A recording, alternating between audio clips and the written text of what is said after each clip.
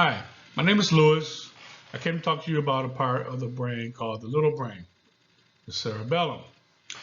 As you know, we have a lot of parts of the brain. We have the lobes of the brain, we have the brain stem, the limbic system, we also have the cerebrum, and we have the cerebellum, one of the parts of the brain.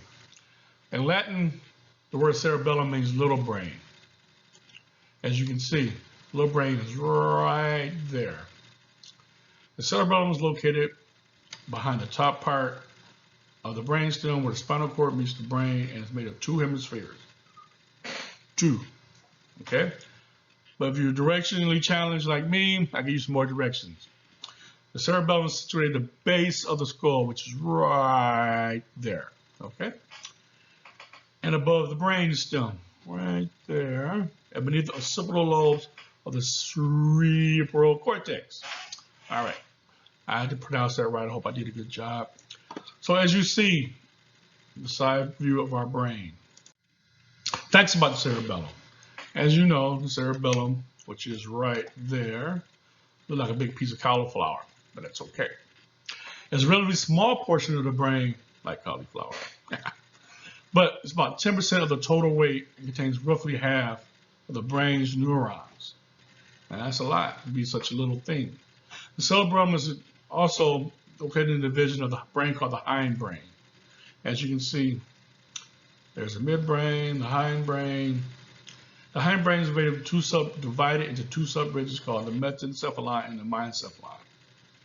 The cerebellum pons are located in the upper region of the hindbrain, right there, known as mesencephalon. I hope I'm saying that right. If not, you can quote me later. The cerebellum is not unique to humans, as scientists believe that animals have it too, as they think it existed before humans. How they know that? I don't know. But I take their word for it. Why do we need a little brain? As you say, the cerebellum coordinates voluntary movements like this, such as posture, balance, coordination, and speech. I think my cerebellum is a little messed up because my speech is kind of all over the place. It also results in smooth and balanced muscular activity, like that right there. Cerebellum monitors impulses from nerve endings in the muscles and is important in timing of complex motor tasks, such as swinging a golf club, such as dancer's footsteps, and blah, blah, blah, blah, blah. And allow a hand to it allows you to bring your cup to the lips without spilling some of the contents. This part of the cerebellum.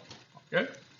Like the cerebellum, like the cerebral cortex, the cerebellum is comprised of white matter and a thin outer layer of densely folded gray matter.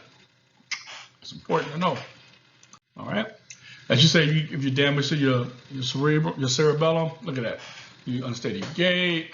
You have almost like you've been drinking a little bit, but that's important to know. Damaged cerebellum. Here we are. A symptom of cerebellum with the function is ataxia. Ataxia is a loss of muscle coordination and control.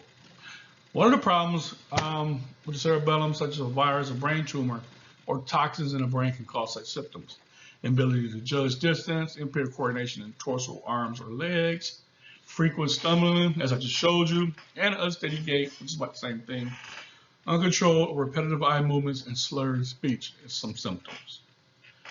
So you have that. Check that. There's a slurred speech. You know, she don't look too happy, does she? All right. Other functions of the cerebellum. Motor learning. The cerebellum helps the body to learn movements that require practice and fine-tuning.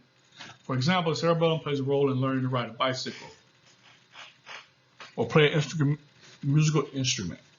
Researchers also believe the cerebellum has some role in thinking, including processing, language, mood. However, findings on these functions are yet to receive full exploration.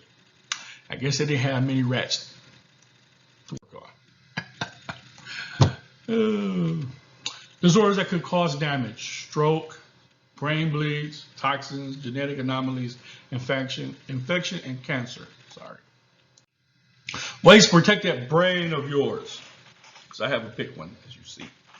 Quitting smoking. Smoking increases the risk of stroke by thickening the blood and raising the blood pressure. Limiting alcohol use. Large amounts of alcohol can damage the cerebellum. Alcohol also raises blood pressure, which increases the risk of stroke. Regular exercise benefits the heart and blood vessels. Okay. Protecting the head, wearing your seat belts. Okay. Fixing safety hazards in your homes so you don't trip down those steps. People should take measures to prevent falls, especially in the elderly. Parents should also ensure that children have no access to balconies or fire escapes. So, that is my presentation. So, look it over, protect your brain, and I will see you later. Thank you.